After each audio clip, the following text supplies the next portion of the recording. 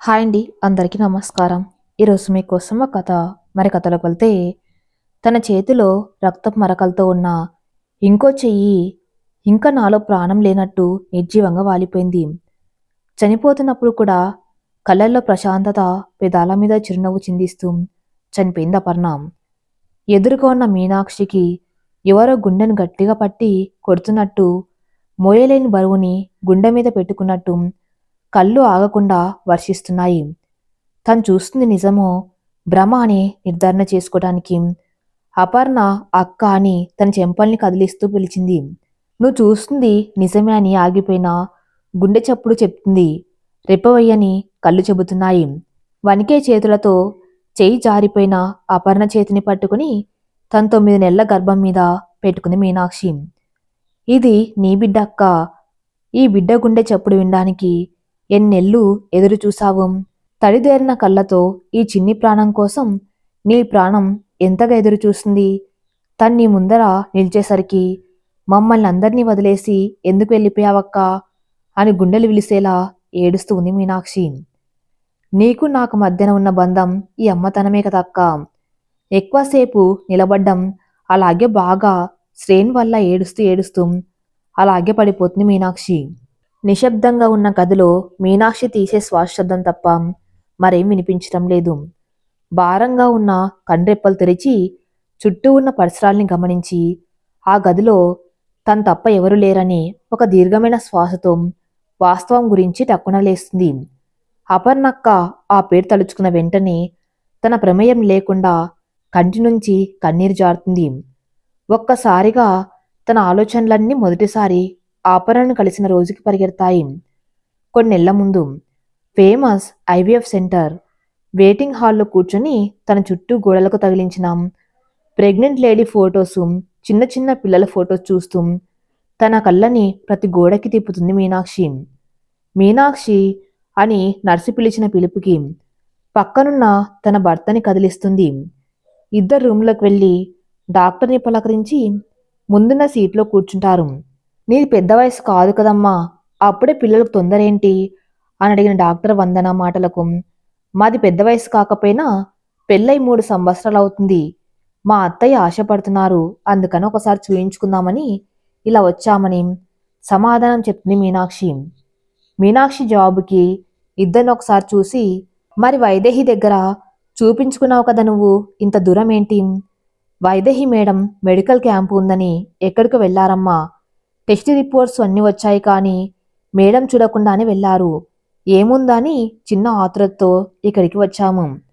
నేను వైదేహి అమ్మ ఇంట్లో పనిచేస్తాను. నా భర్త శివ అమ్మగారికి కార్ డ్రైవింగ్ చేస్తూ ఉంటారు అప్పుడప్పుడు. తెలుసు నీ గురించి వైదేహి ఎప్పుడు చెప్తూనే ఉంటుంది. చాలా చలాకీ అయిన అమ్మాయని, ఇంట్లో మనిషిలాగా కలిసిపోతుంది, చాలా ప్యూరిటీగా ఉంటావని ఎన్నోసార్లు చెప్పింది నాకు. డాక్టర్ మాటలతో మీనాక్షి పెదవులపై చిన్న చిరునవ్వు, కళ్ళల్లో చిన్న కలవరం పాటుతో రిపోర్ట్స్ మేడం అని చాలా చిన్నగా అడుగుతుంది. డాక్టర్గా ఉన్న విషయం ఉన్నట్టు నా బాధ్యత, కానీ ఉన్న నిజాన్ని ధైర్యంగా ఎదుర్కోవటం భార్యాభర్తలుగా మీ బాధ్యత. ఈ రోజుల్లో మెడికల్ చాలా అభివృద్ధి చెందింది. సృష్టికి ప్రతి సృష్టిలాగా మెడికల్లో సాధ్యం లేని విషయం అంటూ ఏమీ లేదు. విషయం ఏమిటంటే మీ భర్త స్పేరం కణాలు చాలా వీక్గా ఉన్నాయి. ఐవీఎఫ్ ఛాన్సెస్ కూడా 50-50 మాత్రమే ఉన్నాయి. మీ లక్ బాగుంటే 2-3 సెషన్స్లో నువ్వు కన్సీవ్ అవుతావు. అంతే తప్ప నార్మల్ వేలో మీరెప్పటికీ పేరెంట్స్ కాలేరు. ఆ విషయం విన్న మీనాక్షి మధ్యతరగతి కుటుంబంలో పుట్టిన ఒక అమ్మాయి. తల్లిదండ్రుని తన 11వ సంవత్సరం రోడ్డు యాక్సిడెంట్లో పోగొట్టుకుంది. అమ్మల అత్త చేరదీసి ఆదరించింది. ఆడపిల్ల లేని తన మేనత్తకు తనే ఆడపిల్ల అయింది. తన మేనత్త కొడుకు అయిన శివకి మీనాక్షి అంటే చాలా ఇష్టం. ఎంత అంటే తనతో కలిసి చదువుకోవాలని ప్రతి సంవత్సరం పరీక్షలు తప్పేంత. మీనాక్షి తన అత్తింటికి వచ్చినప్పుడే శివ ఇష్టపడడం మొదలుపెట్టాడు. అలా శివ ఇష్టం వలన తనకెంతో ఇష్టమైన చదువుని కూడా వదిలేసింది. చిన్న వయసులోనే వాళ్ళిద్దరికి పెళ్లి జరిగింది. అత్తమామ కోరిక ప్రకారం. కానీ తనకున్న చలాకితనం, చదువు మీద ఇష్టం, ప్రతి విషయాన్ని తెలుసుకోవాలనే ఆసక్తి తన్ని ఎప్పుడూ ముందుకు నడిపిస్తూ ఉంటుంది. అలా తను ఒక డాక్టర్ ఇంట్లో పని మనిషిగా జాయిన్ అవుతుంది. పని మనిషిగా అని చెప్పే కంటే ఇంట్లో మనిషిగా కలిసిపోతుంది. తన మీద వాళ్ళకి అంత నమ్మకం. శివ చదువు తనకు సరిగ్గా అబ్బేది కాదు. తన ధ్యాస ఆలోచన అన్ని మీనాక్షితోనే. మీనాక్షి కూడా కాలేజీలో చదివితే ఎక్కడ తను దూరం అవుతుందో అని తన స్వార్థం కోసం, తన ప్రేమను దక్కించుకోవటం కోసం తల్లిదండ్రులను ఒప్పించి పెళ్లి చేసుకున్నాడు. మీనాక్షి కూడా తన బావ ప్రేమ ముందు తలవంచక తప్పలేదు. శివ ప్రస్తుతానికి ఆటో నడుపుతాడు. అమ్మ నాన్న చిన్న పనులకు వెళ్తూ ఉంటారు. మధ్యతరగతి కుటుంబం. డబ్బు కంటే మనుషుల మధ్య ప్రేమతోనే ఆనందంగా ఉండే చింతలేని కుటుంబం. మీనాక్షి చాలా ధైర్యంగా ఉండే అమ్మాయి. తెగింపు కూడా ఎక్కువే. ప్రతి సమస్యకి పరిష్కారం ఉంటాది అని నమ్మే ఈ తరం అమ్మాయి. చిన్నప్పుడే తల్లిదండ్రుల మరణం తన్ని చాలా వీక్ చేసింది. అత్త ప్రేమతో తన్ని పూర్తిగా మరిపించలేకపోయినా సంతోషంగానే బతికింది. నిజానికి శివని పెళ్లి చేసుకోవడానికి మొదటిది ప్రేమ అయితే రెండోది తన అత్తని వదిలిపెట్టి ఉండలేక. తనకి చిన్నపిల్లలంటే చాలా ఇష్టం. ఎందుకంటే తను కోల్పోయిన ప్రేమని, తను సాధించాలనుకున్న లక్ష్యాన్ని పిల్లలతో పూర్తి చేసుకోవాలనుకుంటుంది. కనుక పుట్టే పిల్లల్లో తల్లిదండ్రులని చూసుకోవాలని అనుకుంటుంది. అన్నీ అనుకున్నట్టు జరిగితే ఆ జీవితం అవ్వదు కదా. అనుకున్న కోరిక పూర్తిగా వ్యతిరేకమైపోయింది. తను ఆశపడ్డ జీవితం తీరని కలగా మిగిలిపోతుందేమో అని, కట్టుకున్న కలలన్నీ ఒక్కసారిగా కూలిపోయే మేడలు అవుతున్నాయని, తన దుఃఖాన్ని ఆపుతున్నందుకు గుర్తుగా ఎక్కిళ్ళు పెడుతూ మౌనంగా జారే కన్నీరు. ఈ బాధ ఇక మా వల్ల కాదంటూ గుండె పగిలేలా రోదిస్తుంది. అంత దుఃఖాన్ని చూస్తున్న శివకు కూడా కన్నీళ్లు ఆగలేదు. ఎందుకంటే తనకొక కొత్త ప్రపంచాన్ని, సంతోషమయంగా ఉండే జీవితాన్ని ఇద్దామనుకున్నాడు. తన తొందరపాటుతో ఎంత బాగా చదువుకునే చదువును కూడా మానిపించి పెళ్లి చేసుకుని గాజు బొమ్మల తన చేతిలోనే దాచుకోవాలనుకున్నాడు. అంత ప్రేమించే అమ్మాయికి తన వల్లేలా కన్నీరు కారుస్తుందంటే ఎంతో ప్రేమించిన వాడికైనా నీ ఉండి కూడా ఏం చేయలేకపోతున్నాను అని ఒక అసహ్యపు ప్రశ్న. మీనాక్షి ఇలా ఏడవకమ్మా. వైద్యశాస్త్రం ఎంతో అభివృద్ధి చెందింది. ప్రతి సమస్యకు పరిష్కారం ఉంటుంది. ప్రయత్నం మొదలు పెడితే నీ సమస్య తీరుతుంది అని డాక్టర్ వందన చెప్పిన మాటలకు తన్ని తాను కొంచెం స్థిమితపడి ఐయుఐ చేయించుకోవడానికి ఎంత ఖర్చు అవుతుంది డాక్టర్ గారు అని అడిగింది. డాక్టర్ కొంత అమౌంట్ చెప్పిన తర్వాత అది తమకు సంవత్సరాల తరబడి సంపాదిస్తే కానీ రాని కష్టం. అందులోనూ 50-50 ఛాన్సెస్ అన్నారు. దీర్ఘంగా ఒక శ్వాస తీసుకుని తన భర్త చేతిని గట్టిగా పట్టుకుని, నా చిన్నప్పుడే అమ్మ నాన్న చనిపోయారు. ఎందుకిలా చేశావు దేవుడా అని అడిగే లోపే అత్తమామనిచ్చారు. తల్లిదండ్రుల స్థానంలో నిలబడి అన్ని వాళ్ళే చూశారు. నాకు ఉన్న దానిలో సర్దుకొని సంతోషంగా బతకడం నేర్చుకున్నాను. మా సమస్య పెద్దదే కావచ్చు. ఆ సమస్యకి తగిన స్తోమత మా దగ్గర లేదు. దేవుడి దయ ఉంటే నేను అమ్మనవుతాను. లేదు సైన్స్ పరంగా కుదరదు అంటే నా బిడ్డలుగా మా అత్తమామని చూసుకుంటాను. నా కోరికలకి నా పేదరికం అడ్డు వచ్చింది కానీ నా ఈ నిర్ణయానికి ఏది రాదు. ఇప్పటికే నాకింత కష్టం వచ్చిందని శివ ఎంత బాధపడుతున్నాడు తను చెయ్యి పట్టుకుంటుంటేనే నాకు అర్థమవుతుంది. మరి మీ పెద్దవాళ్ళకేం చెప్తావు అని డాక్టర్ అడిగిన ప్రశ్నకి లోపం నాలోనే ఉందని చెప్తాను. మా అత్తకి కోపం వస్తుంది, కొన్నాళ్ళు తిడుతుంది. నన్ను బిడ్డలాగా చూసుకుంది కదా, తల్లిలాగా కడుపులో దాచుకుంటుంది. ఇక నుంచి వాళ్ళే నా బిడ్డలవుతారు. వెళ్ళొస్తానమ్మా అని వెనుతిరిగిన మీనాక్షిని మీనాక్షి అనే పిలుపుకి వెనుతిరుగుతుంది. మా చెల్లెలు చెప్తుంటే ఏంటో అనుకున్నాను. నిజంగా చిన్నపిల్లవైనా చాలా చక్కగా అర్థం చేసుకున్నావు. నాకు చేతనైన సహాయం చేస్తాను. ఫుల్ అమౌంట్ కాకపోయినా కొంత అమౌంట్ అయినా చూసుకోండి. ఖచ్చితంగా నేను మీకు సహాయం చేస్తానని తను రాసిన మెడిసిన్స్ ప్రిస్క్రిప్షన్ చేతిలో పెడుతుంది డాక్టర్ వందన. ఇప్పటి వరకు తమ ముగ్గురు మధ్య జరిగిన సంభాషణ మరొకరు కూడా వింటున్నారని తెలియని మీనాక్షి హాస్పిటల్ గడప దాటుతుంది. స్కాన్ రూమ్ నుండి పరుగున బయటకు వస్తుంది అపర్ణ. అపర్ణ చూసే చూపు మంచిదైతే ప్రపంచమంతా మంచిగా కనిపిస్తుంది అనుకునే అమాయకమైన అమ్మాయి. చేసే పని మంచిదైతే ఏ పాపం అంటదు. చేతనైన సహాయం చేయాలి, ఇచ్చిన జీవితాన్ని సంతోషం గడపాలి అనుకునే అల్ప సంతోషి. అమ్మ నాన్న ఒక ఫ్లైట్ యాక్సిడెంట్లో ఇద్దరు చనిపోతారు. టీనేజ్లో ఉన్న అపర్ణ నానమ్మ తాతయ్య దగ్గర ఉంటుంది. రాబంధువులు లాంటి బంధువుల నుంచి తమ మనవరాల్ని కాపాడుకుంటూ కొడుకు బిజినెస్ని సేల్స్ ద్వారా ఫైనాన్స్ పరంగా మెయింటైన్ చేస్తూ ఉంటారు. చదువు అయిపోయిన తర్వాత అపర్ణని బిజినెస్ వైపు పంపించాలని తన తాత ఆలోచన. కానీ మనవరాలకు ఉండే సున్నితమైన మనసు, మంచితనం ఈ కపట లోకంలో తను ఎలా బతుకుతుందో అనే ఆలోచన ప్రతి క్షణం వెంటాడుతూనే ఉంటుంది నారాయణరావు గారికి. అందుకనే తనకి ప్రపంచాన్ని చూపించాలని ప్రతి నిమిషం మనవరాలు నీ వెంటే ఉంటా, అన్ని విషయాలు నేర్పుతా అంటారు. తనకు కొంచెం చేంజ్ కావాలని ఉన్న ఊరైన పూణే నుంచి వైజాగ్కి షిఫ్ట్ అవుతారు. కొత్త మనసులు, కొత్త ఊరు, కొత్త కాలేజ్, కొత్త స్నేహితులుంటారు. సత్యదేవ్ ప్రతి సమస్యకి పరిష్కారం ఉంటుందని ప్రయత్నిస్తే ఖచ్చితంగా జరుగుతుందని, అది మన చేతుల్లోనే ఉంటుందని కాన్ఫిడెంట్ ఎక్కువ ఉన్న అబ్బాయి. నలుగురితో కలిసి ఉండాలని, నచ్చిన దానికోసం ఎంతైనా చేయగలవాడు. పెద్ద కుటుంబం, అలాగే ఆస్తిపరుడు ఇంటికి. రాజకుమారుడు చిన్నప్పటి నుంచి జాయింట్ ఫ్యామిలీలో పెరిగిన అబ్బాయి కాబట్టి అందరిని అర్థం చేసుకోగల గుణం ఉన్నవాడు. కానీ వాళ్ళ కుటుంబానికి కొన్ని కట్టుబాట్లు, నియమాలు ఉంటాయి. అవి తను ఎప్పుడు వ్యతిరేకిస్తూనే ఉంటాడు. కానీ వాళ్ళందరూ మారరు. వాటి కోసమైనా వారిని దూరం చేసుకునే గుణం అతని దగ్గర లేదు. అలా అపర్ణ, విశ్వమూర్తి, సత్యదేవ్ ఇద్దరు ఒకే కాలేజ్, 2 years గ్యాప్తో సీనియర్ జూనియర్స్. అపర్ణను చూసిన మొదటి చూపులోనే ప్రేమలో పడతాడు. సత్య కంటికి అందం నచ్చితే మనసుకి తన మంచితనం నచ్చుతుంది. తర్వాత ఎట్టి పరిస్థితుల్లోనూ వదులుకోకూడదనే తన నిర్ణయం నచ్చుతుంది. అనుకోకుండా చేతికి తన వల్ల దెబ్బ తగిలితేనే కన్నీరు కార్చేసింది. తన సర్వస్వం నేనే అయితే అనే ఆలోచన తన మీద ఇంకా ప్రేమని పెంచేసింది. తన అమాయకత్వ, మంచితనం, నిస్వార్థమైన ప్రేమ, ఇవన్నీ సత్యకు తన మనసులో, ఆలోచనలో అపర్ణకు తప్ప మరెవరికి చోటు లేనంతగా నిండిపోయింది. సత్యదేవ్ ఇంటి నుంచి వ్యతిరేకత, తల్లిదండ్రులు లేని అమ్మాయిని చేసుకోము అని, తమ మాట వినకపోతే కుటుంబం నుంచి ఆస్తి, బంధం ఏది ఉండదు అని బెదిరింపులు. అన్నిటినీ కాదు అని అపర్ణ సర్వస్వం అని అందరినీ వదిలి ఇద్దరు పెళ్లి చేసుకున్నారు. అపర్ణ నాన్నమ్మ, తాతయ్య ఆశీర్వాదంతో ఇద్దరు పెళ్లి అనే బంధంలో అడుగు వేస్తారు.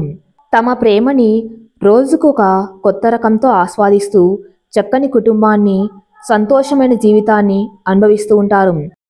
అపర్ణ కంపెనీని సత్యదేవ్ టేక్ ఓవర్ చేసి లాభాల బాట నడిపిస్తాడు. అలా సాగిపోతున్న జీవితంలో పిల్లలు ప్రశ్నలా మిగిలిపోతుంది. 4 సంవత్సరాలైనా తమకి పిల్లలు ఎందుకు పుట్టలేదని ఆలోచన అపర్ణలో అనుమానం పెంచుతుంది. అనుమానానికి ఫలితమే అపర్ణకి యూట్రస్ చాలా వీక్గా ఉంది. చిన్నగా బిడ్డని మోయలేనంత బలహీనంగా ఉంటుంది. తనెట్టి పరిస్థితుల్లోనూ ఒక బిడ్డను మోయలేదని అర్థమవుతుంది. ఎంతో ఆశపడి కళ్ళు కన్న జీవితం తమ చేతిలో లేకుండా పోయిందని అపర్ణ మనసు మూగపోతుంది. ఎన్నోసార్లు సత్యదేవిని సెకండ్ మ్యారేజ్ చేసుకోమని అడుగుతుంది. నీకు నాకు మధ్య పిల్లలే అవసరం అనుకుంటే అడాప్ట్ చేసుకుందాం, అంతేగాని మన ఇద్దరి మధ్య దూరాన్ని పెంచవద్దు అని చాలా అర్థమయ్యేటట్టు ఎన్నోసార్లు చెప్పాడు. తన కోసం అంత పెద్ద కుటుంబాన్ని, ఆస్తిని అన్ని వదిలేసి వచ్చిన తనకి ఏమి ఇవ్వలేకపోతున్నా అన్న ఆలోచన అపర్ణను డిస్టర్బ్లోకి నెట్టేస్తుంది. తన నానమ్మ, తాతయ్య ఎంత చెప్పినా వినని మొండి పట్టుతో కష్టం మీద వాళ్ళ ప్రాబ్లంకి సొల్యూషన్ అయినా సరోగేట్ ఒప్పుకుంటాడు సత్యదేవ్. కానీ అపర్ణ తనకు డబ్బుల కోసం బిడ్డను కనిచ్చే అమ్మాయిని కాకుండా ఆత్మీయతను పంచే మంచి అమ్మాయి కోసం చూస్తుంది. అలా ఎదురైన మనిషి మీనాక్షి. అప్పుడు కూడా తన నుండి ఎగ్స్ కలెక్ట్ చేసి వాటిని ఫ్రీజర్ చేయడానికి స్కాన్ రూమ్లోకి తీసుకువెళ్లారు. అలా మీనాక్షి డాక్టర్ మాటలు అపర్ణ విన్నది. మీనాక్షి మాటల్లో మంచితనం, ధైర్యం అన్నింటికి మించి తనకు తను కనిపించింది. అదే అపర్ణని మీనాక్షి వైపు నడిపించింది. పరుగున బయటకు వచ్చిన అపర్ణకు ఒక చెట్టు కింద ప్రపంచంతో సంబంధం లేని ఆలోచనతో ఉన్న మీనాక్షి కనిపిస్తుంది. తన ముందు ఎవరో నిలబడినట్టు అనిపించి తలెత్తి చూసిన మీనాక్షికి అపర్ణ కనిపిస్తుంది. మీనాక్షి తన కట్టుబొట్టు చూసి చెప్పవచ్చు, చాలా గొప్పింటి బిడ్డ. అలాంటి ఆమెతో తనతో పనేంటో చెప్పకుండానే తన పేరు ఎలా తెలుసో అర్థం కాక అలాగే చూస్తూ ఉంటుంది మీనాక్షి. అపర్ణ మీనాక్షి ఇద్దరు ఒకరినొకరు చూసుకుంటున్న సమయాన శివ కొట్టిన హారన్ సౌండ్ స్పృహలోకి తెస్తుంది. శివ మీనాక్షి ఇద్దరిని చూసి మీతో కొంచెం మాట్లాడాలి అని అడిగిన అపర్ణ ప్రశ్నకు బావమర్దలిద్దరు చూసుకొని హాస్పిటల్లో ముగ్గురు కలిసి అడుగు పెడతారు. అపర్ణ గురించి శివ మీనాక్షికి, మీనాక్షి గురించి అపర్ణకు ఉన్న విషయం దాచకుండా బ్రీఫ్గా చెప్తుంది డాక్టర్ వందన. మీనాక్షి చెయ్యి పట్టుకుని నా బిడ్డకు సరోగేట్ మదర్ అవుతావా అని అపర్ణను అడిగిన ప్రశ్నకు మీనాక్షికి చాలా కోపం వచ్చేస్తుంది. మేం పేదవాళ్ళమే కానీ పరువుని అమ్ముకునే వాళ్ళం కాదు, చదువులేని వాళ్ళమే కానీ సంస్కారం తెలియని వాళ్ళం కాదు, డబ్బు కోసం గర్భాశయం అమ్ముకునేంత తక్కువ స్థితికి నేను దిగజారిపోలేదు. మీరు ఇంకొకరు వెతుక్కోండి, మీ డబ్బుతో మాకు సమస్య వచ్చింది కాదు అన్నను. ఆ సమస్యని మా రెక్కల కష్టంతోనే తీర్చుకుంటాము, అంతేగాని ఇలా అయితే ఎప్పటికీ చెయ్యను అని విసురుగా శివ చెయ్యి పట్టుకుని బయటకు వెళ్ళడానికి డోర్ హ్యాండిల్ పట్టుకుంది మీనాక్షి. అపర్ణ స్తంభుగా నిలబడింది. మీనాక్షి నుంచి వ్యతిరేకత తను అనుకోలేదు, తను మనసుకు నచ్చింది అన్న ఆలోచనతో ఆరాటపడింది. కానీ ఒక సాధారణమైన గృహిణి ఈ పని ఒప్పుకుంటుందని కూడా ఆలోచన రాలేదు తనకి. డాక్టర్ వందన పిలిచిన పిలుపుకి మీనాక్షి ఆగిపోయింది. మీనాక్షి ప్రతి పని సొల్యూషన్గా చూడాలి కానీ పాపంగా చూడకమ్మా, పాపంగా చూస్తే ప్రపంచంలో ప్రతిదీ అలాగే కనిపిస్తుంది. సరోగేట్ అనేది నీకు పాపంగా అనిపించవచ్చు కానీ ఎంతోమంది తల్లిదండ్రులకి వాళ్ళ వంశాన్ని వృద్ధి చేసుకోవడానికి, అలాగే పిల్లలు ఇక పుట్టరనుకున్న భార్యాభర్తల్ని అమ్మ నాన్న చేయటానికి నువ్వు చెప్పినట్టు ఇది పరువు తక్కువ పాపం పని కాదమ్మా. సృష్టించే హక్కు దేవుడి తర్వాత ఆడదానికి మాత్రమే ఇచ్చిన అదృష్టం మాతృత్వం. తల్లి స్థానం పొందలేని వాళ్ళు ఎంతోమంది ఈ విధంగానే మాతృత్వం మాధుర్యాన్ని అనుభవిస్తున్నారు. నీ గర్భసంచిలో ఒక బిడ్డకి ప్రాణం పోస్తావు. నువ్వు నమ్మి దేవుడి సేవ కంటే గొప్ప పనిది. ఈ పని మంచిది కాకపోతే ప్రభుత్వం నుంచి వ్యతిరేకతే వస్తుంది కదా, ఎందుకు లీగల్ అవుతుంది? ఎంతోమంది హీరో హీరోయిన్స్ ప్రముఖులు తమ పిల్లల్ని ఇలాగే పొందుతారు. డాక్టర్ చెప్పిన తర్వాత ఆలోచనలో పడుతుంది మీనాక్షి. తన ఆలోచన విధానాన్ని మార్చి ఆలోచించగలుగుతుంది. కానీ శివ ఒక రూమ్లో శివ మీనాక్షి అప్పటికి 60 నిమిషాలు అవుతుంది. ఇద్దరు మౌనంగా ఉండి, ఈ మౌనం ఎందుకంటే ఆలోచనలు ఎవరి వైపు నుంచి వారి ఆలోచనలు, తమ తీసుకునే నిర్ణయం ఎంతవరకు కరెక్టో లేదో అని ఆలోచనలు. బావ నాకెందుకో ఇలా చేయటం తప్పనిపించడం లేదు, నువ్వేమంటావు అడుగుతుంది మీనాక్షి. పిచ్చి పట్టిందా మీనా? వాళ్ళు ఏదో చెప్తే అదే వింటావా? నీ కడుపులో వేరెవరో బిడ్డ, అది అమ్మ నాన్నకి ఊర్లో వాళ్ళకి తెలిస్తే ఎలా ఉంటుందో తెలుసా? నేను చేతకాని వాణ్ణి అనిపిస్తుంది అందరికీ. మనకేం వద్దు, ఇంటికి వెళ్ళిపోదాం పదాం. నువ్వన్నట్టు అమ్మా నాన్న మన పిల్లలుగా చూసుకుందాం. ఇవేం వద్దు, ఈ పెద్దోళ్ళందరూ డబ్బు చూపించి మనల్ని మోసం చేస్తారు, వీళ్ళని నమ్మకూడదు, డబ్బుతో ఏమైనా చేయవచ్చు అన్నట్టు ఉంటారు. మీనాక్షి చెయ్యి పట్టుకుని లాక్కెళ్తున్నట్టే ఉంటుంది శివనడక. బావా నేను చెప్పేది ఒకసారి విను బావా. ఏం చేస్తావు మీనా? నా బిడ్డ పెరగవలసిన నీ కడుపులో వేరెవరో బిడ్డ నాకెలా ఉంటుంది? బావా మన ఊరి శివాలయంలో గర్భగుళ్ళో పానిపట్టమంతా పాడైపోయింది, కొత్త శివాలయం కట్టారు గుర్తు ఉందా? కొన్ని విషయాలు దేవుళ్ళకే తప్పవు, మనసులకు మనమేంటి అని అర్థమట. అలాగే పార్వతీమాత తనకి ఒక శాపం ఉంది. తన గర్భంలో ఏ బిడ్డను 9 నెలలు మోయటానికి వీల్లేదని రతిదేవి ఇచ్చిన శాపం. లోకాల్ని ఏలే జగన్మాత అంతటి పార్వతీమాతకే తప్పని శాపం బావా. మనం ఎంత మనుషులం, అక్కడ సమస్యకు పరిష్కారం చూసుకున్నారు, మన సమస్య కూడా ఇదే మార్గమేమో. ఒక విషయం మన వరకు వచ్చిందంటే దాని గురించి ఆలోచించమను, ఆచరించమని కదా బావా. నేను తప్పుడు పని చేసి బిడ్డను కండం లేదు బావా. పవిత్రంగా ఓ పిండాన్ని 9 నెలలు పెంచి ఇస్తున్నాను. నాకు పిల్లలు ఉన్నట్టయితే బహుశా ఈ విషయం నాకు ఇష్టం అనిపించేది కాదేమో. కొన్ని నిమిషాల ముందే అనిపించింది నేను తల్లిని కాలేనా ఎప్పటికీ అని. ఎంత ధైర్యంగా ఉన్నాం, నాకు బిడ్డ కావాలనిపిస్తుంది కదా.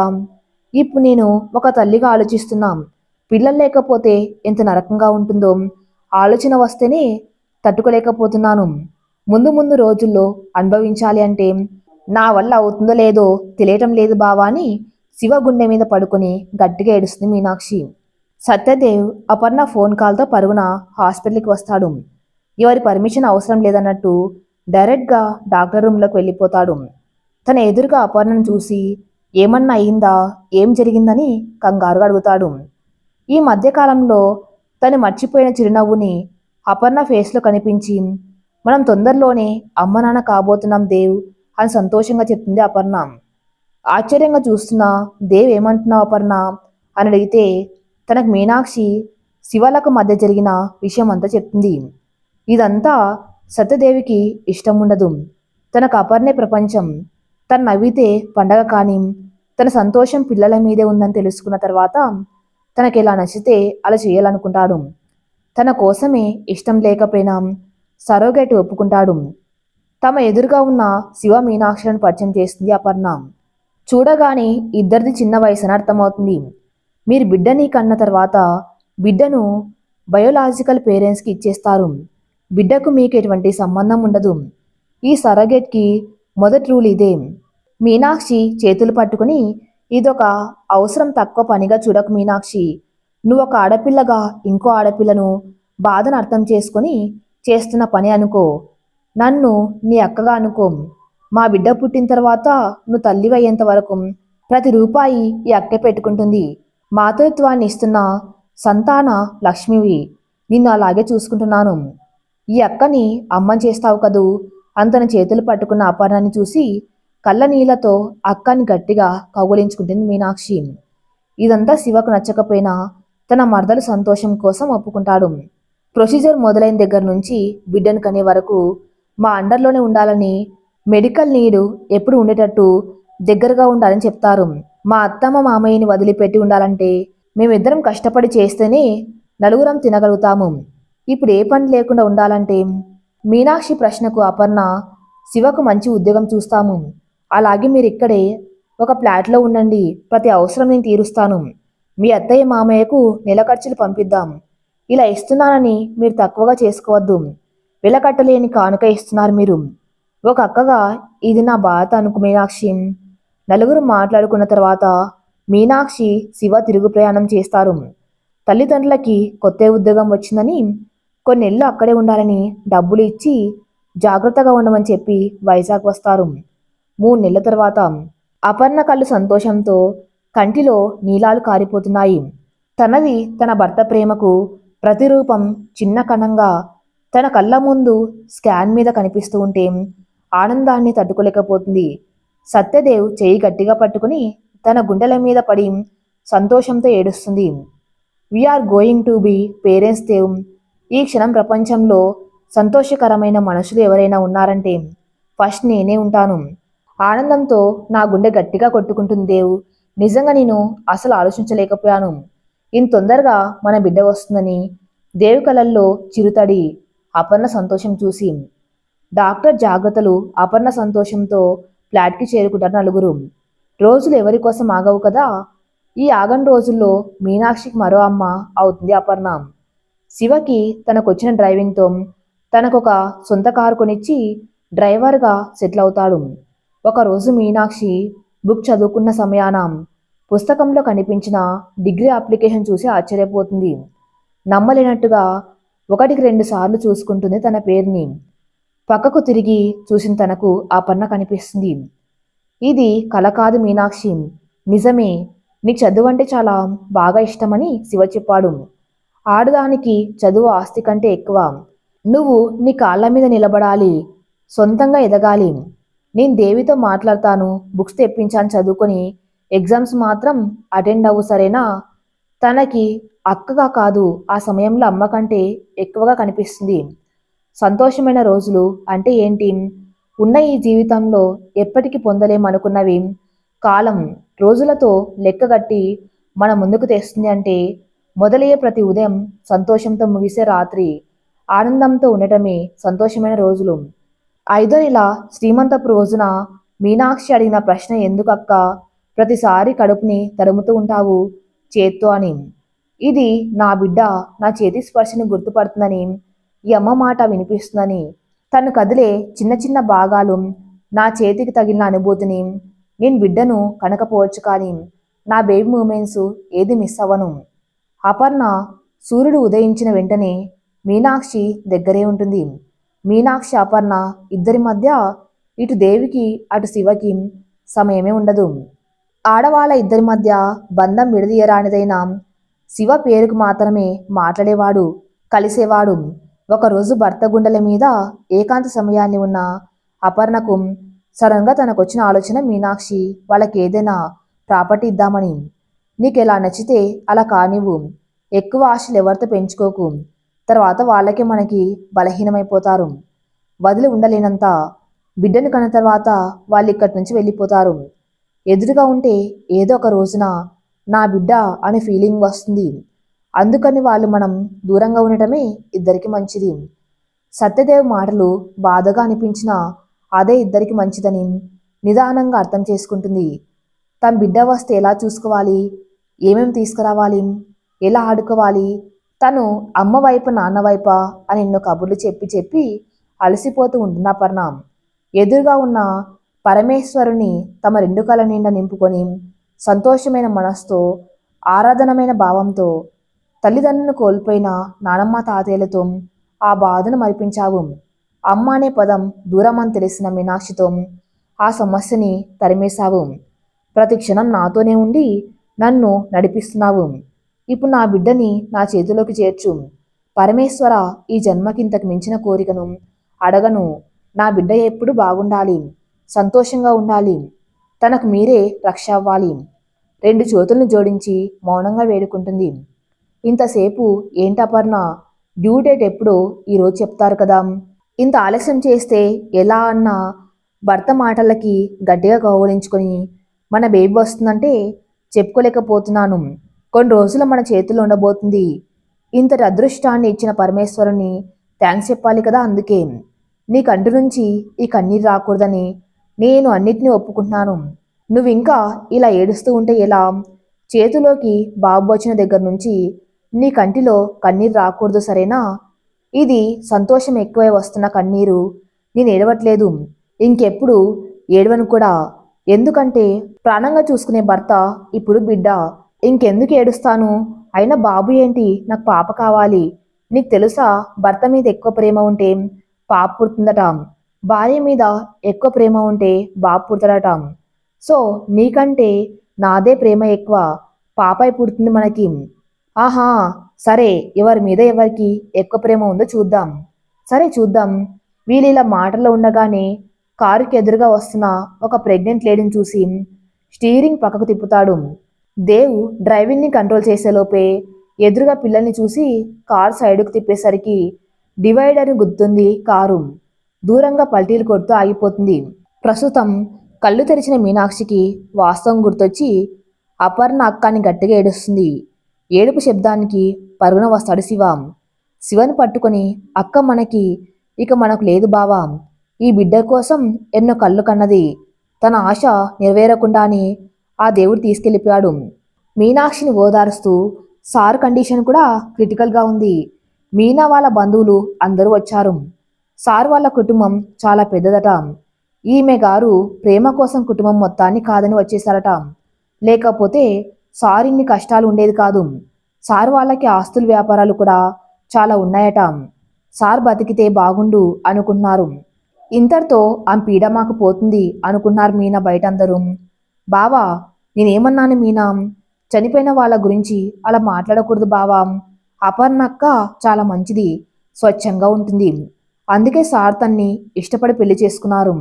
ఇవన్నీ మనకెందుకు? ఆ బిడ్డ ఏదో కనేసి ఇచ్చేసావనుకో, మన దారిన మనం వెళ్ళిపోతాం. ఇవన్నీ వద్దు. ఈ పెద్దలతో మనకే సంబంధాలు గొడవలు వద్దు, సరేనా? అలా ఎలా మాట్లాడుతున్నావు బావా? ఒక పక్క తల్లి చనిపోయింది, తండ్రి పరిస్థితి చెప్పలేమంటున్నారు. లోకం తెలియని పసిగొడ్డు. ఎలా తన్ను వదిలేసి వెళ్తాము? అంటే మనతో ఉంచుకుంటామా ఏంటి? వీళ్ళకిప్పుడు యాక్సిడెంట్ అయ్యి ఇలా ఉంది పరిస్థితి. అదేదో ముందే జరిగినట్లయితే ఈ బిడ్డని కనవలసిన అవసరం కూడా మనకుండేది కాదు. మధ్యలోనే ఆ భాషన్. మీనా కొట్టిన చెంపదెబ్బకు నోట్లో మాట నోట్లోనే ఆగిపోతుంది శివకు. ఏమన్నావు అభాషణ? ఇంత రాక్షసంగా ఎలా మాట్లాడుతున్నావు శివ? ఈ బిడ్డ కేవలం ప్రాణం కాదు, ఇద్దరు ప్రేమకు గుర్తు. ఒక అమ్మ ఆశ, మరో అమ్మ త్యాగం. ఇంతకుముందు నా చేతిలో చెయ్యి వేసి చనిపోతున్నప్పుడు కూడా తన కళ్ళల్లో సంతోషాన్ని చూశాను. ఇక్కడ నా పొట్ట మీద చెయ్యి పెట్టి నిమురుతూ సంతోషంగా చనిపోయింది. నీకు తెలుసా శివ, ఈ బిడ్డను నీ మోస్తున్నానని, కానీ ఈ బిడ్డ నా కడుపులో పడ్డ దగ్గర నుంచి ప్రతి ఫీలింగ్, ప్రతి స్పర్శ ఫీల్ అయ్యేదాన్ని. అసలు నిన్ను ఒక తమ్ముళ్లాగా చేరదీసి అన్నం పెట్టిన అమ్మ, నన్ను సొంత చెల్లెలుగా చూసి ప్రతి అవసరాన్ని చూసిన దేవత. తను చనిపోయేటప్పుడు కూడా ఏడవలే శివ. నా మీద నమ్మకం, ఈ బిడ్డకు నేనేం కానివ్వనని తన నమ్మకం. మనిద్దరం ఇక్కడ ఉన్నా కానీ మీ అమ్మ నాన్న 3 పూట్ల కడుపు నిండా తింటున్నారు. మీ నాన్నకు వైద్యం అందుతుంది అంటే ఎవరి వల్ల? మన మధ్యలోనే ఆగిపోయిన చదువుని ముందుకు సాగుతుంది ఎవరి వల్ల? మనకి సొంత ఇంటిని నీ కాళ్ళ మీద నువ్వు నిలబడ్డానికి ఉద్యోగం ఎవరి వల్ల? డబ్బుతో అన్నిటినీ కొనలేం శివ. ఏసీ కార్లలో కూర్చొని చెమట వాసన మర్చిపోయినట్టున్నావు. మీ అందరికీ ఆడవాళ్ళంటే అంత చులకనా ఏంటి శివ? నీకు తెలుసా, ఈ బిడ్డని నా కడుపులో పడ్డానికి ముందు కొన్ని పరీక్షలు చేస్తారు. ఎంత కష్టంగా ఉంటాయో తెలుసా? ఒక ఆడదానిగా పుట్టి ఉంటే తెలిసేది ఆడదాని బాధ ఏంటి అని. హెచ్ఈఎస్జి ఈ టెస్ట్ ఉంటుంది శివ. ఒక మానవ భంగాన్ని అనుభవించినట్టే ఉంటుందంతా నరకం తెలుసా? పిల్లలకు పుట్టడానికి మగవాళ్ళలో ప్రాబ్లం ఉన్న ఆడదాని శరీరమే ఇప్పటికి నరకం చూస్తుంది. ఇదే సమస్య మాకు వస్తే మీరు సర్దుకొని బతకగలరా? మేము మీ లోపాన్ని కూడా మా మీద వేసుకొని బతుకుతాం. ఎందుకంటే మీరెక్కడెవరి ముందు తల వంచకూడదని ప్రతి విషయంలో మేము తల వంచుతాం కనుక. ఇన్ని రోజులు నువ్వే నా ప్రపంచం అనుకున్నాను బావా, కానీ నీ ప్రేమ స్వార్థం అని తెలుసు. అది నా కోసమే కదా అని సర్దుకుపోయాను, కానీ మానవత్వం లేని ప్రేమ ఇప్పుడు తెలిసింది. నువ్వేం భయపడవద్దు, ఈ బిడ్డని నేను పెంచుకోగలను. నా బిడ్డగా బతుకుతుంది. అక్క నేర్పించిన చదువు ఉంది, ఆ చదువుతోనే పెంచి పెద్ద చేస్తాను. సార్ వాళ్ళ వైపు బంధువులు మంచి వాళ్ళే అయితే అపర్ణక్కని ఎందుకు వద్దంటారు? అంతమందిని వద్దు అంటున్నారంటే అపర్ణక్క ప్రేమ విలువ అంత గొప్పదని అర్థం. వాళ్ళు కూడా నీలాంటి వాళ్ళే అయితే ఈ పసికందుని ఏం చేస్తారు? నేనెవ్వరికి ఇవ్వని బిడ్డని. భారంగా ఉన్న కండ్రెప్పల్ని తెరవటానికి ప్రయత్నిస్తూ 1 నిమిషం తర్వాత సుష్టంగా చూడగలుగుతాడు సత్యదేవ్. తనే ఎదురుగా ఉన్న డాక్టర్ వందన చూసి ఆ అపర్ణ అని అడుగుతాడు. తలని అడ్డంగా ఊపిన డాక్టర్ సైగ తనకు అర్థమైన తర్వాత కంటి నుంచి నీరు కారిపోతుంది. నాకెంత టైం ఉంది అని అడిగిన ప్రశ్నకు సమాధానంగా ఫ్యూ అవర్స్. దీర్ఘమైన శ్వాస తీసుకుని డాక్టర్తో కొంతసేపు మాట్లాడిన తర్వాత కొంత సమయం తర్వాత ఐసీయూ. మీనాక్షి, శివ, డాక్టర్ వందన, సత్యదేవ్ పర్సనల్ లాయర్. ఎదురుగా బెడ్ మీద సత్యదేవ్. చూడండి శివ, మీనాక్షి మీరు మిస్టర్ సత్యదేవ్ అపర్ణ బిడ్డకి సరగెటు. మిస్టర్ సత్యదేవ్ రాసిన వీలునాం ప్రకారం ఈ బిడ్డ పుట్టిన తర్వాత తనకు మైనార్టీ తీరేంత వరకు మీరు గార్డియన్స్గా ఉంటారు.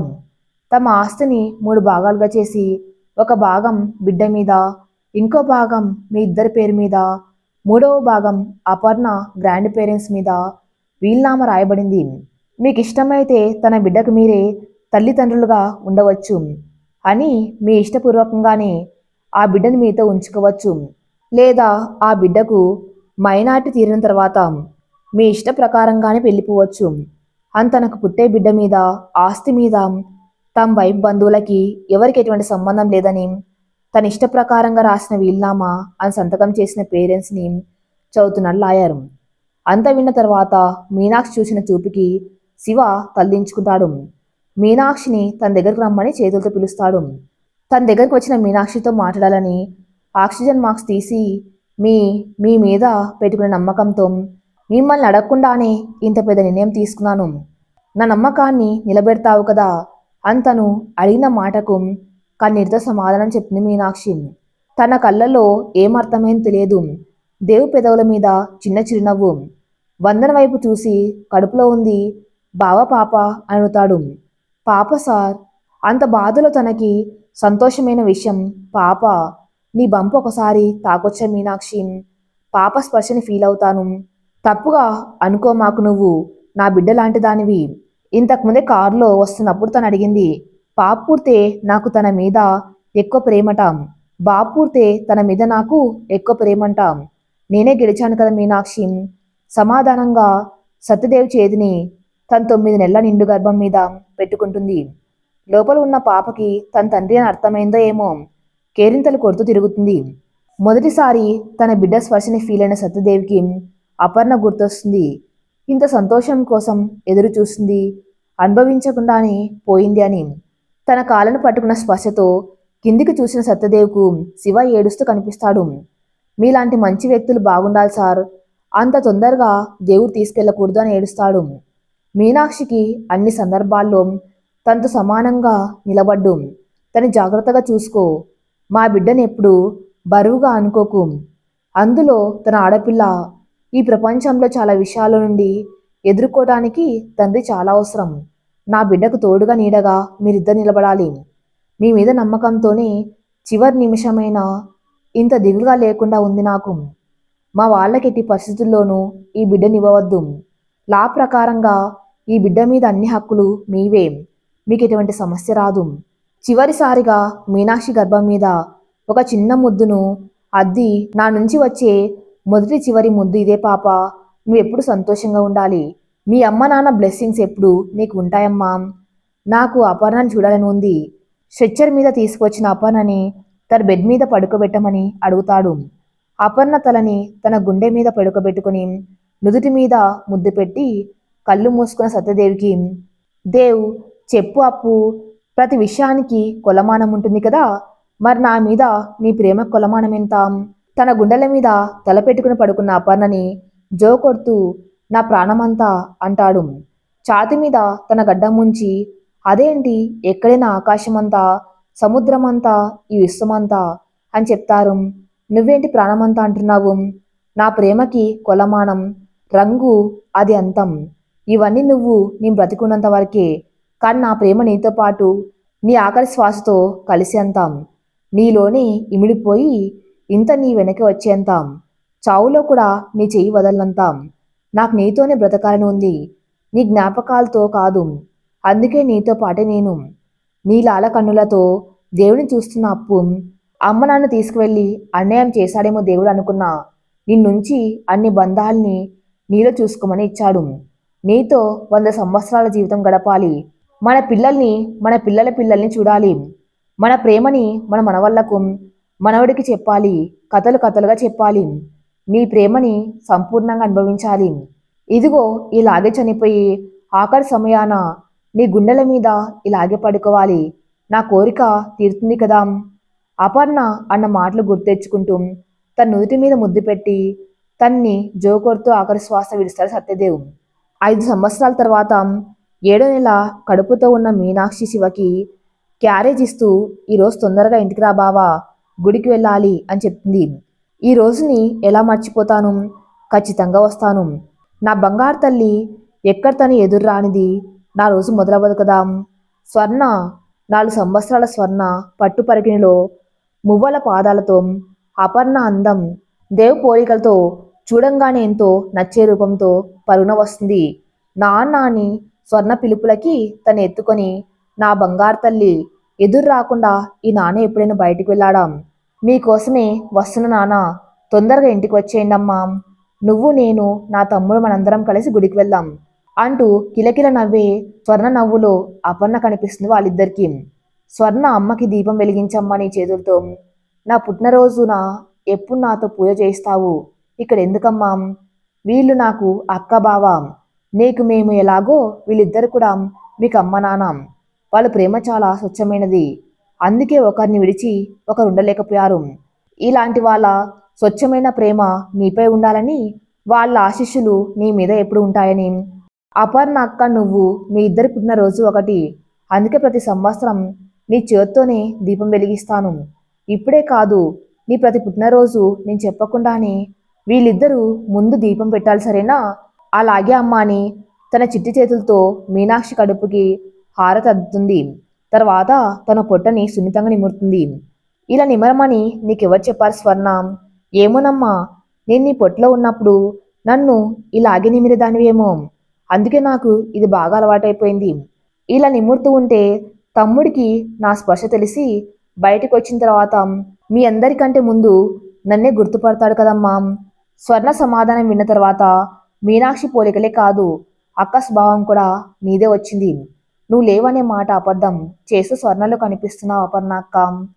ఈ కథ ఇంతటితో సమాప్తం. మరిన్ని మంచి స్టోరీస్ కోసం నా ఛానల్ని ఫాలో అవుతూ ఉండండి. Thank you for listening.